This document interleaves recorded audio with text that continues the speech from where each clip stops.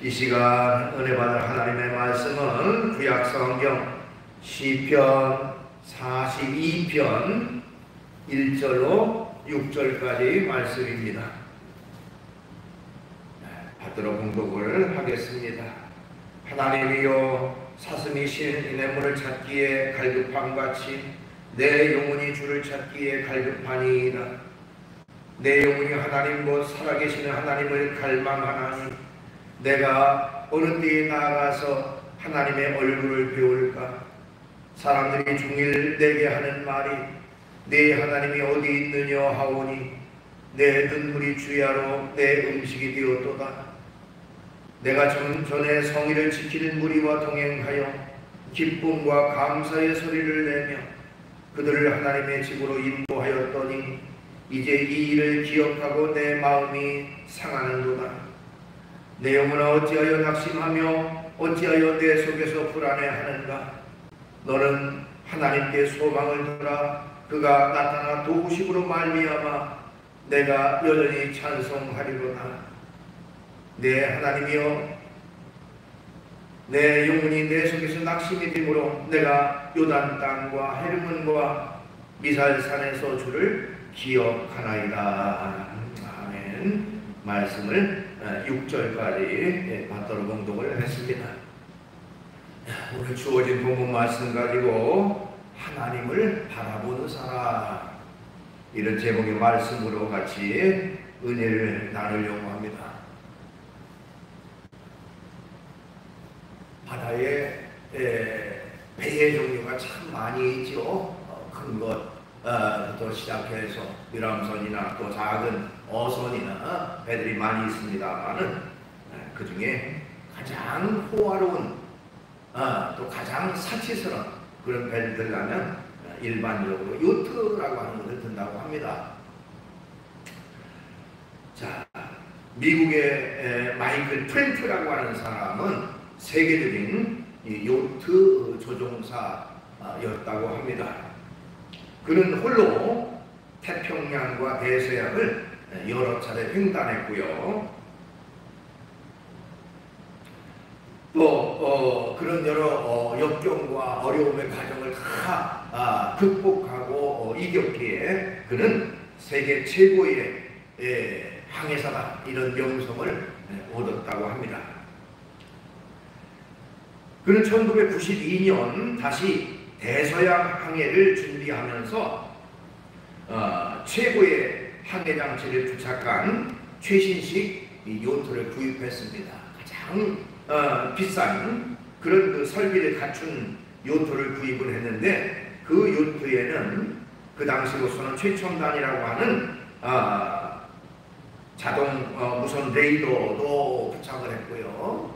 또 요즘은 일반적으로 보편화됐습니다만은 소위 위치 인식 시스템 GPS라고 하는 것도 그 당시에 벌써 한 40여 년 전에 부착을 했을 정도니까 그 당시로서는 최고의 설비를 갖췄다라고 말할 수가 있습니다. 그러나 그 프렌트가 항해를 떠난 지 11일 만에 무선 연락이 두절이 되었습니다. 많은 사람이 걱정을 했고 또 이제 관계기관에서 수색을 시작을 했지만 발견할 수가 없었습니다. 그러던 중에 포르투갈이라고 하는 나라 근처에서 전복된 그 요트를 발견했습니다. 그 요트가 전복됐다고 하는 사실에 대해서 이제 전문가들은 놀라지 않을 수가 없었다고 해요. 일반적으로 요트는 거의 전복하는 일이 없기 때문에 그렇습니다. 자, 이제 그 요트를 수거해가지고 왜 도대체 이 요트가 뒤집혔는가 라고 조사를 해보니까 그 요트 밑에 이제 무게중심을 잡아주는 벨로스트라고 하는 그것이 선체에서 떨어져 나간 사실을 발견했습니다. 그 벨로스트라고 하는 것이 요트 밑에 단단히 부착이 돼야 그것이 3 내지 4톤 정도의 무게를 달고 있다 해요. 그러니까 무게 중심주죠. 근데 그것이 떨어져 나가니까 요트가 그만 전복될 수밖에 없었다고 하는 것입니다. 그 요트를 조사했던 조사관들이 결론적인 얘기를 했습니다. 플래트라는 사람은 자기 기술과 힘만 믿고 요트를 만들 때부터 보이는 부분에만 신경을 썼지 보이지 않는 수면 아래의 벨로시티에 대해서는 신경을 덜 쓴 것 같다. 그런 결론을 내렸다고 합니다. 자, 아무런 풍랑이 몰아치지 않을 평범한 바다에서는 사실 그게 별로 중요하게 여겨지지 않지만 거센 풍랑이 몰려올 때는 그 무게 중심을 잡아주는 것이 단단히 고정되어 있어야만 그 배가 안전하게 항해를 할 수 있었다고 하는 것입니다. 그런데 그렇지 않았다. 즉 보이는 부분에만 신경을 썼지 보이지 않는 부분에는 신경을 덜 쓴 것 같다. 그런 결론적인 얘기라고 하는 것입니다.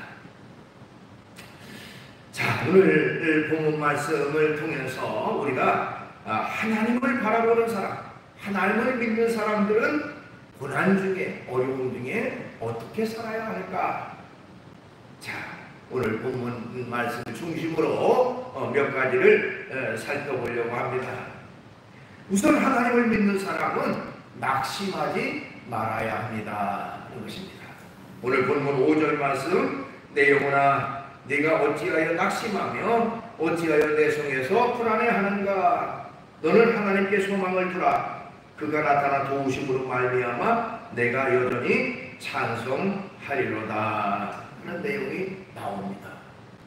자, 오늘 이 본문 말씀의 배경을 살펴보면요, 당시의 왕이었던 이 다윗은요, 자기의 아들인 왕자 압살롬이라고 하는 사람이 반역을 해서 엄청난 위기에 처하는 그런 때였습니다.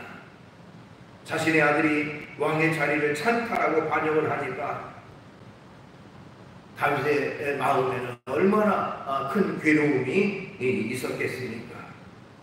자, 그렇다고 해서 왕의 자리를 놓고 자기 아들과 싸울 수는 없는 그런 상황이다.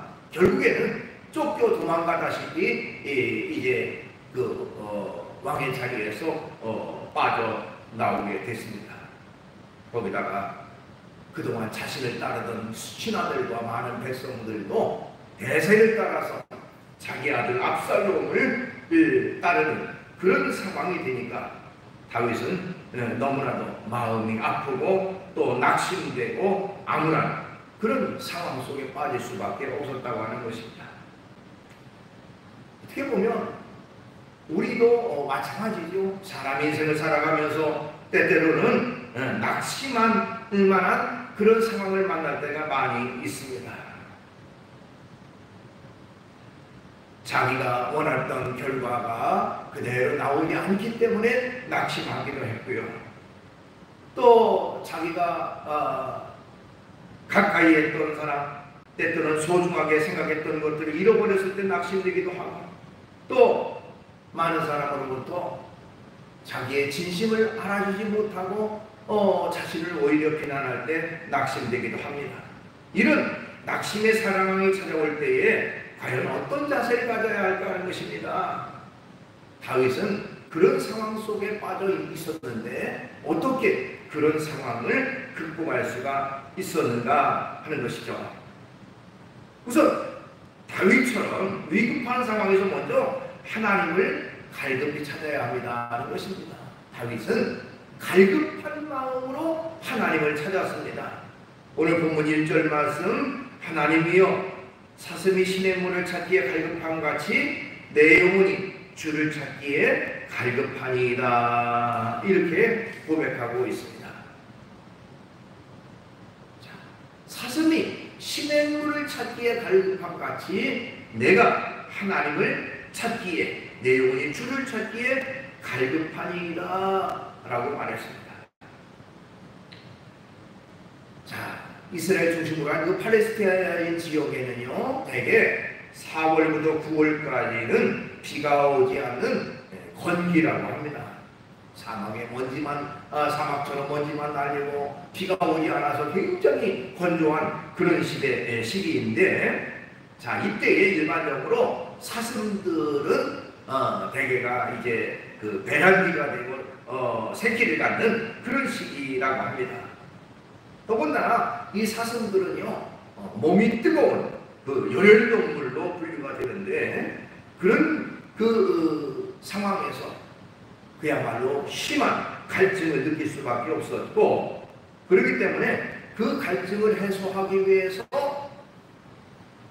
시냇가, 물이 있는 그 지역을 향해서 나아갈 수밖에 없는데, 그 지역에는 자기를 노리고 있는 그런 그 짐승들이 노리고 있음에도 불구하고 그야말로 그 갈증이 너무너무 심해서 그 시냇가를 찾아가는 그런 심정,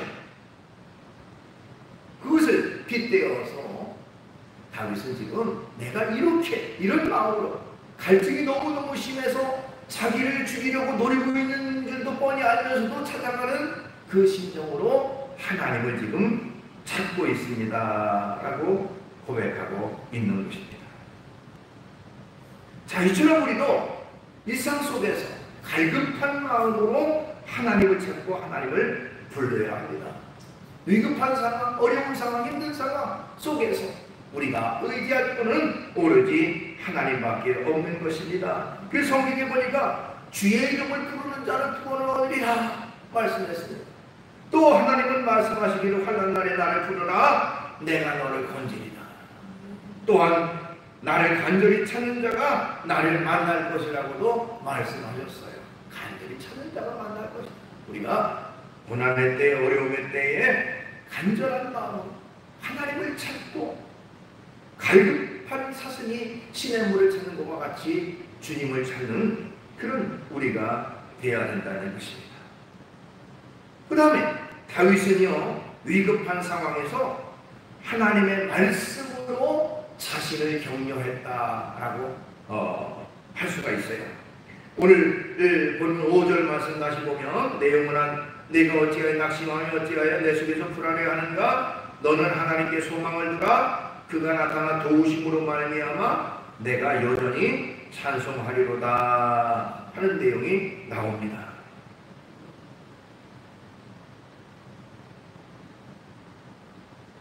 우리가 세상을 살아가면서 때때로는 어렵고 힘든 상황을 만날 때 근심 가운데, 걱정 가운데 빠질 수도 있습니다. 그러나 밤새도록 잠을 못 자고 근심하고 걱정한다 그래서 내가 걱정하는 일이 해결되라는 법은 없는 것이죠. 결코 해결될 리가 없습니다. 오히려 더 고통 가운데, 괴로움 가운데 빠질 수밖에 없는 것입니다. 자, 그런 때에 우리는 어떻게 할 것인가? 위급한 상황에서 다윗처럼 하나님의 말씀을 묵상하는 것입니다. 하나님의 말씀을 묵상하고 하나님의 뜻을 살피고 하나님이 어떻게 나를 도우셨는가를 생각하고 자신의 마음에 위안을 찾는 그런 마음이 있어야 되는 것입니다. 고난의 때에 걱정할 이유가 없어. 하나님이 전에도 이렇게 나를 도와주셨어. 하나님이 이렇게 나와 함께 하셨어. 그래서 내가 그 어려움을 견뎠잖아. 지금도 마찬가지야. 하나님이 나와 함께 하셔서 나는 능히 이 어려움을 견딜 수 있어라고 자기 스스로 하나님의 말씀을 의지해서 격려할 수 있는 그런 삶의 자세가 있어야 됩니다. 자, 그렇게 할 때에 어떤 어려운 상황, 위급한 상황 속에서도 마음의 평안함을 얻고 하나님이 나와 함께 하신다는 확신을 갖게 되는 것이죠. 그러니까 어려운 상황, 똑같은 어려운 상황이지만 두려워서 떨고 불안 가운데 밤새도록 잠 못 자고 하는 그런 상황과 하나님이 나를 사랑하시고 나를 도우시고 나와 함께 하신다 하는 확신을 가지고 그 하나님이 나의 편이 되신다고 확신을 갖고 담대함으로 나가는 사람과는 그 삶의 내용이 전혀 다른 결과를 가져온다고 하는 것입니다. 다윗은 과거에 하나님이 자신을 도운 사실을 기억하고 오히려 자신을 위로하는 그런 마음 자세를 가졌습니다. 뿐만 아니라 다윗은요, 위급한 상황에서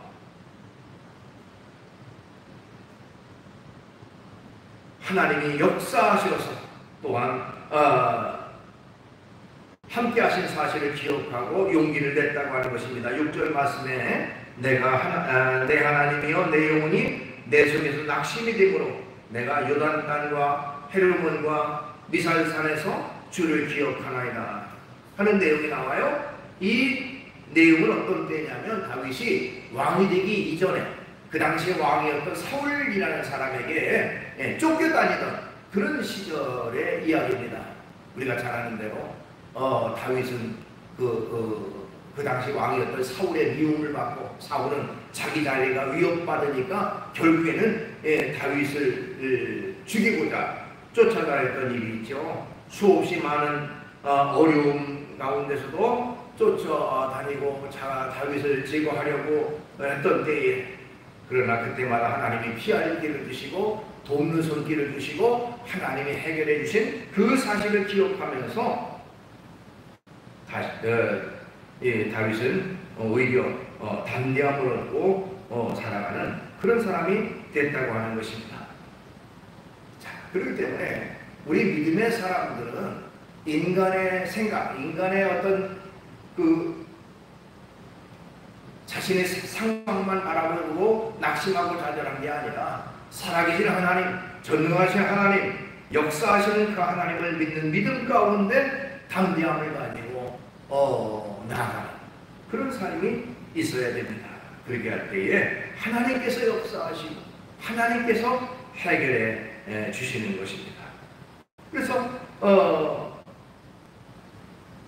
오늘 5절 말씀 다시 한번 보면 내 영혼아 내가 어찌하여 낙심하며 어찌하여 내 속에서 불안해하는가 하는 말씀이 있는데요. 자, 그 두려움 가운데 어려움 가운데 낙심하지 말라는 겁니다. 불안해하지 말라는 겁니다. 왜? 하나님을 믿으니까 하나님이 함께 하시니까 낙심하거나 두려워하지 말라라고 말하고 있습니다.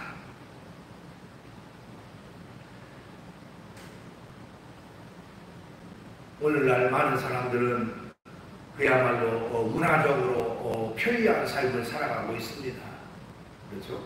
우리가 이용하는 자동차들도 점점 빠른 그런 세상이 됐고요. 우리가 사용하는 전자기기들도 엄청나게 새로운 그런 어떤 그 기능을 갖춘 그런 것들이 있어서 살아가기에 점점 편리합니다. 그러나 심적으로는 사람들의 그 심리 속에는 점점 불안한 그런 심리가 사로잡혀 있다고 합니다. 어떤 이는 직장 문제로, 어떤 사람은 사업 문제로, 어떤 사람은 자녀 문제나 질병 문제로, 어떤 사람은 경제적인 어려움 때문에 불안하고 근심되고 걱정되는 그런 일들을 많이 당하고 살아가고 있습니다. 자, 이런 불안과 두려움 가운데 인간의 힘과 능력 가지고 노력 가지고 해결하려고 해도 결코 해결이 되지 않는 것입니다. 인간의 힘과 능력에는 한계가 있기 때문에 그렇습니다. 전쟁에 대한 두려움이 있습니다.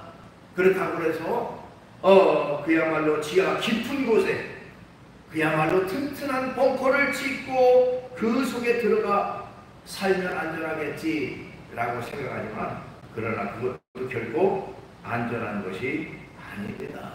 여러분, 얼마 전에 미국의 트럼프 대통령이 이란의 지하 100m 고산지대에 무려 지하 100m에 설치해놨던 이 핵시설물을 벙커버스터라고 하는 최신식 무기를 이용해서 폭탄을 투하해가지고 그 깊은 곳에 있는 것까지도 다 파괴하는 그런 그 뉴스를 우리가 봤지 않습니까? 그러니까 세상에 안전한 곳, 내가 아무리 피해서 안전하다고 생각하는 것도 이제는 더 이상 안전한 곳이 될 수가 없다는 것입니다. 그렇다면 이런 두려움과 불안을 해소하는, 해결하는 길이 무엇인가? 그 바로 하나님을 바라보는 믿음밖에 없다는 것입니다. 전능하신 하나님, 살아계신 하나님, 지금도 역사하시는 그 하나님을 바라보고 믿는 믿음 가운데 우리는 모든 두려움과 어려움을 해결할 수가 있는 것입니다. 그래서 오늘 5절 말씀 다시 보면 너는 하나님께 소망을 두라 이렇게 말했습니다. 인간의 어떤 것도 소망이 될 수 없다. 하나님께 소망을 두라.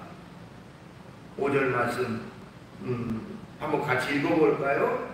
시편 42편 5절 시작. 내 영혼아 네가 어찌하여 낙심하며 어찌하여 내 속에서 불안해하는가? 너는 하나님께 소망을 두라. 거기까지 하나님께 소망을 두라. 하나님만이 인간의 모든 근본적인 문제를 해결해 주십니다. 불안 문제까지도 두려움의 문제까지도 해결해 주시는 분이 하나님이십니다. 그렇기 때문에 하나님을 믿는 믿음 가운데 소망을 하나님께 두고 살아가라고 말하고 있습니다. 하나님은 우리의 완전한 피난처가 되시기 때문에 그렇습니다. 신약 성경에 보면 사도 바울은 하나님이 우리를 도우실 때에 우리를 대적할 자가 없다 라고 말하고 있습니다. 로마서 8장 31절 보니까 그런즉 이 일에 대해 우리가 무슨 말을 하리요? 만일 하나님이 우리를 위하시면 누가 우리를 대적하리요? 이렇게 반문하고 있어요. 우리를 대적할 자가 없다. 왜? 하나님이 우리와 함께 하시는데 누가 감히 하나님이 보호하고 하나님이 지키는 사람을 해칠 수가 있겠는가 하는 것입니다. 어떤 질병도 어떤 고난도 핍박도 결코 두려워할 이유가 없다는 겁니다. 왜냐하면 전능하신 하나님이 우리 편이 되시고 전능하신 하나님이 우리의 보호자가 되시고 우리의 방패가 되어주시기 때문에 그렇다 하는 것입니다. 이어서 이 사도 바울은요, 하나님이 우리를 도우실 때에 우리를 송사하거나 우리를 정죄할 자가 결코 없다라고 말하고 있습니다. 로마서 8장 33절 누가 능히 하나님께서 택하신 자들을 고발하리요 의롭다 하신 이는 하나님이시니 이렇게 말했어요. 여기 고발하다라는 말은 송사한다는 말인데요. 누가 감히 하나님이 함께하는 사람을 고발하고 하나님이 함께하는 사람을 해칠 수가 있겠는가? 결코 그럴 수가 없다는 겁니다.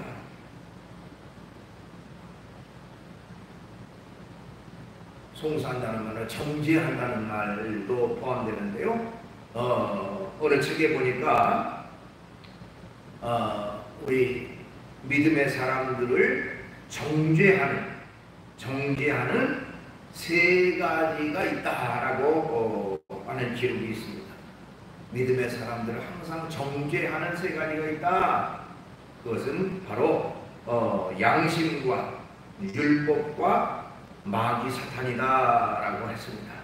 자, 양심은요, 아무도 보지 않고 아무도 모르게 범죄를 했음에도 불구하고 자신의 마음을 찔러서 가책을 받게 한다. 그러니까 사람의 마음을 괴롭게 하는, 사람을 괴롭히는 요소 가운데 하나가 양심이라는 것이 있다.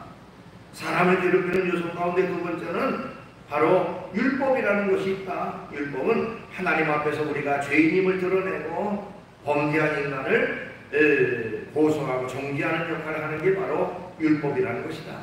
죄를 드러나게 하는 게 율법이죠. 그 다음에 악한 마귀가 우리를 고소한다는 겁니다. 마귀를 헬라어 말로는 디아볼로라는 단어를 쓰는데요. 이 디아볼로라고 하는 말은 고소자, 참소자 그런 의미를 담고 있습니다. 고소자, 참소자. 그러니까 우리를 늘 고소하고 참소하고 악하게 자꾸 모함하는 그런 존재가 바로 마귀라고 하는 존재다. 그런데 이 마귀가, 악한 마귀가 더 악질적인 이유는 뭐냐? 그건 바로 우리로 하여금 죄를 짓도록 자꾸 부추겨서 우리를 꿰어서 죄를 짓도록 이끌어갈 뿐만 아니라 또한 나중에는 그 죄를 지은 인간을 정죄하는 데 앞장서는 존재가 바로 악한 마귀다. 어쨌든 우리 믿음의 사람들을 정죄하는 세 가지 요소가 있다라고 했는데요. 언제나 하나님을 믿는 사람은 정죄할 자가 없다라고 말하는 겁니다. 누가 능히 하나님의 택하신 자들을 고발하리요.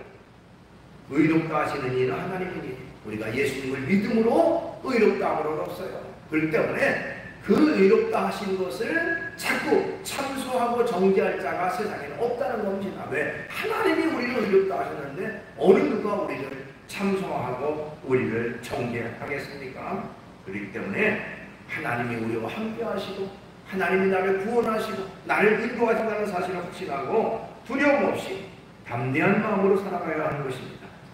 그 다음에 하나님을 바라보는 사람은요 언제나 감사하며 찬양해야 한다는 것입니다. 오늘 이제 본문 5절 중하 보니까 너는 하나님께 소망을 두라. 그가 나타나 도우심으로 말미암아 내가 여전히 찬송하리로다. 이렇게 말하고 있습니다. 하나님이 우리를 도우심으로 우리는 하나님을 찬양할 수밖에 없다라는 고백입니다. 사람이 살아가면서 때때로 이해할 수 없는 환난을 당하고 너무너무 힘들고 어려운 그 상황 속에서도 하나님이 함께 하시기에 우리는 그 어려움을 극복할 수가 있다는 것입니다. 로마서 8장 31절 그러나 이 모든 일에 우리를 사랑하시는 이로 말미암아 넉넉히 이기느니라 말하고 있습니다.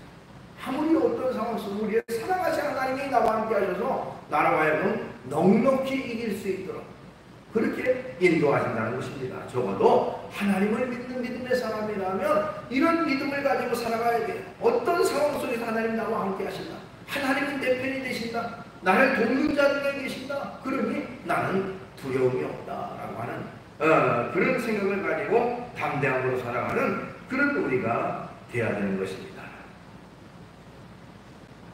지금 중국이라고 하는 곳에는 신앙의 자유가 없고 특별히 기독교 신앙에 대한 엄청난 핍박이 지금도 계속되고 있다고 합니다.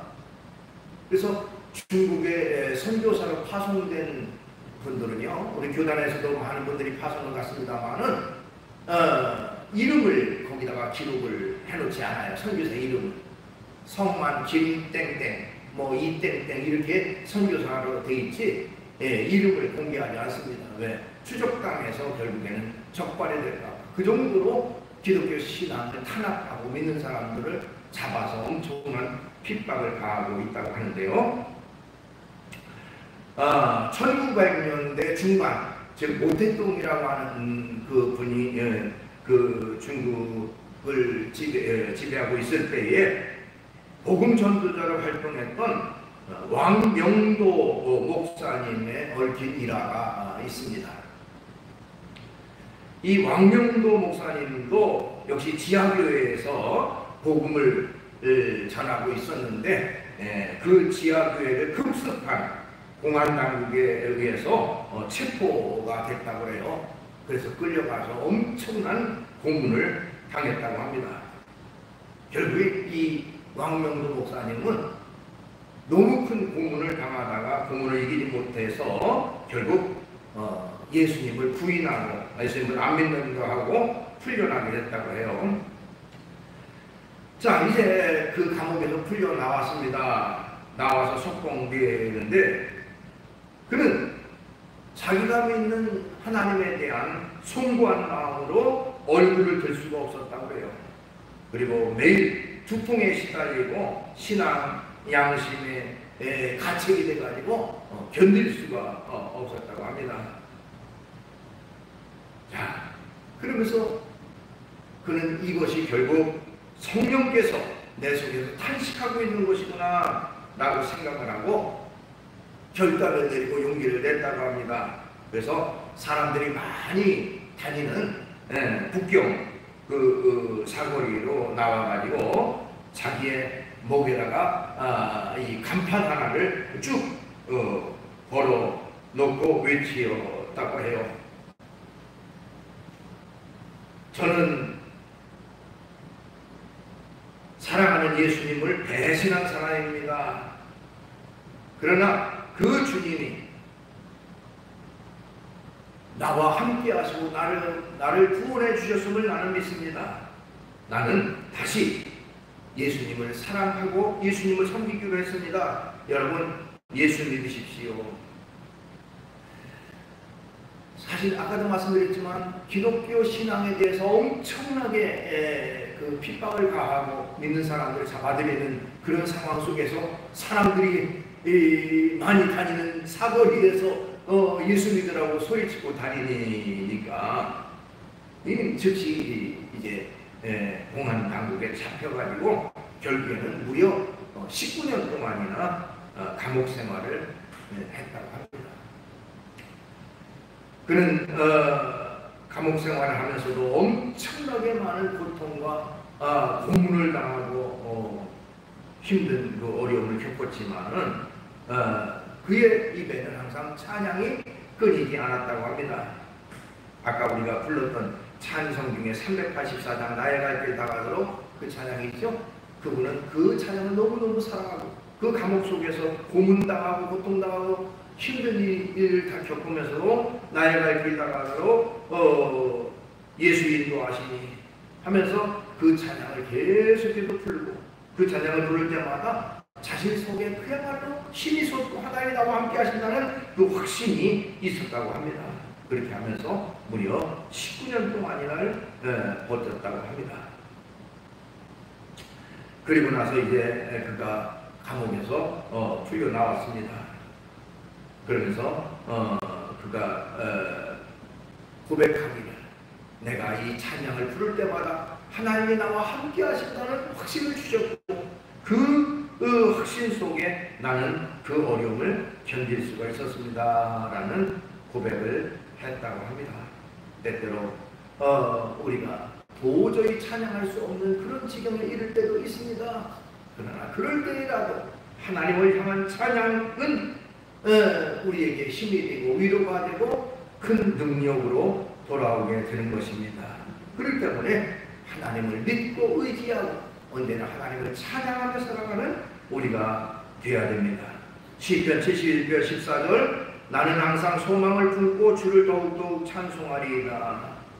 시편 146편 2절 나의 생전에 여호와를 찬양하며 나의 평생에 내 하나님을 찬송하리로다 고백하고 있습니다. 어떤 상황에도 우리는 하나님을 찬양함을 통해서 그 고난을 이길 수가 있는 것입니다. 말씀을 정리합니다. 하나님을 바라보는 사람, 하나님을 믿고 의지하는 사람은 낙심하지 말아야 돼. 어떤 상황이든지 하나님을 믿고 의지하는 사람은 담대함을 가지고 살아가야 할 뿐만 아니라 언제나 감사함으로 하나님을 찬양하는 생활이 있어야 됩니다. 그렇게 할 때에 우리를 사랑하시는 하나님, 우리를 도우시는 하나님, 우리를 인도하시는 하나님께서 우리와 함께 하시고 그 어려움 가운데 힘든 가운데 낙심 가운데서 우리를 건져주시고 우리에게 새 힘과 은혜를 베풀어 주실 줄로 믿습니다. 기도하겠습니다. 거룩하신 주님을 찬양합니다. 오늘도 저희들을 주의 전에 이끌어 주시고 귀한 예배로 영광 돌리게 하심을 감사합니다. 다윗은 자신의 아들의 그 배반으로 인해서 왕의 자리에 쫓겨나는 그런 비참한 신세가 됐을 때에 하나님을 의지하고 하나님께 부르짖고 기도하고 간구하고 오히려 하나님을 찬양함으로 그 어려움을 극복했던 것을 볼 수가 있습니다. 우리가 세상 살아갈 때에 어렵고 힘든 그런 지경이라도 결코 낙심 가운데 좌절 가운데 빠지지 아니하고 전능하신 하나님, 살아계신 하나님, 지금도 역사하시는 하나님을 믿고 의지하고 또한 주님을 통해서 새 소망을 가지고 승리 가운데 나아가는 우리가 되게 해주시옵소서. 예수님의 이름으로 기도하옵나이다.